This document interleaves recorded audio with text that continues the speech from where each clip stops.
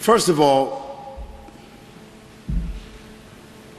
yes, I did subject not the Bible itself, but I subjected what has been commonly believed concerning Jesus Christ. I subjected that to scrutiny.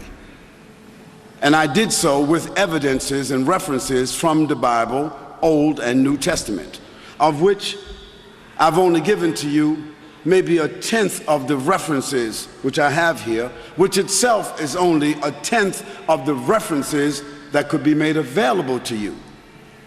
And I'll just deal with one, and I'll give you the chance to answer.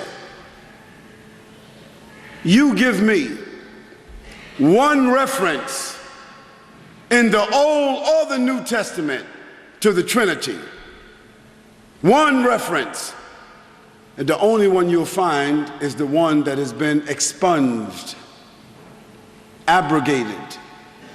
This is the most blatant contradiction of the Bible. Among other blatant contradictions that I read, I say you or anyone else give me a verse from the Bible where Jesus said, Father, Son, Holy Ghost, Trinity. Now, if Jesus didn't say that, if the historical Jesus didn't say that, then I say that's like lying on my mother. That's like lying on my wife. That's like lying on your mother or your wife. And you would not allow somebody to lie on your mother or your wife. You would defend them. And I love Jesus more than I love my wife, and you should love Jesus more than you love your wife. And I said that that Trinity is a lie and a fabrication against Jesus, and there's no evidence of it in the words of Jesus. Now, we were talking here about the historical Jesus. Now, relative to the Qur'an has been subjected to scrutiny on a historical basis, on a scriptural basis, as to its source, its references, its validity. It has stood that test, but that's another discussion here. Here we're talking about several blatant inconsistencies relative to the person, the mission, and the message of Jesus Christ. And what I tried to delineate here is that there's obviously two different Christs. There are two separate Christs that are not, they don't collaborate, they don't mix, they're not compatible.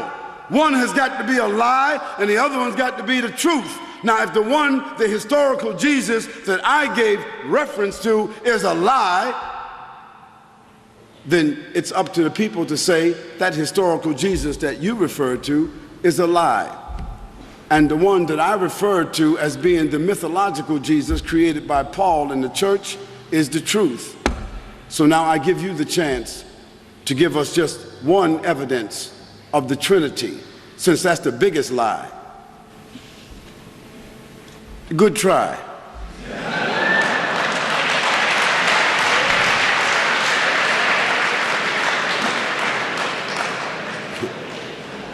I mean, a lot of metaphors, a lot of insinuations, but no direct reference at all to the issue of Trinity from Jesus. And ironically, my friend, in case you don't know this, Paul himself never mentioned the Trinity. The Trinity was decided in 354 by Constantine at the Council of Nicaea. I gave you the hint. I gave you the information. All you had to do was follow the dots.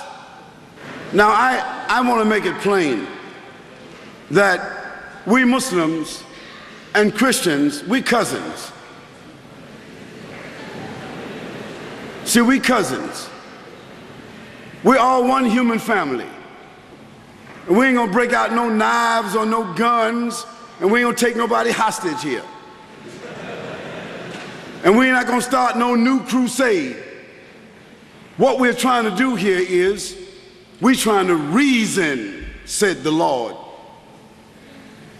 Prove all things by reason. And I say, Let's go back to the 10 Commandments of Moses.